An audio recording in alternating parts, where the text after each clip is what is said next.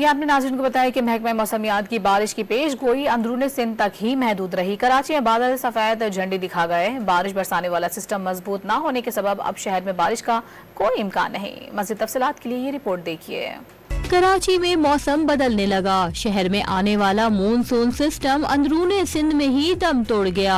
Monsoon हवाओं के जेरे असर थर और सिंध के दीगर इलाकों में बारिश हुई, मगर अब कराची में बारिश का कोई इम्कान नहीं। शहर के मज़ाफाती इलाकों में बूंदाबांदी हो सकती है। वो सिस्टम इत्तेफाक से ना कुछ ज्यादा आगे नहीं बढ़ सका। जो मानसून हवाएं थी उन्होंने ज्यादा अच्छी बारिश बरसाई थरपारकर डिस्ट्रिक्ट में और मलिका इलाकों में। तो कराची के लिए जो एक चांस बन रहा था कि हो सकता है कहीं लाइट रेन कहीं मॉडरेट रेन हो जाए, उसका इम्कान खासा कम हो गया। शहर में मौजूदा दर्जा हरारत 31 डिग्री है, जबकि हवा में नमी का तनासुब 78% है। ताहम आइंदा आने वाले दिनों में भी बारिश का कोई इम्कान नहीं। कैमरामैन आमिर अली शाह के साथ अनम मशकूर, डॉन न्यूज़, कराची।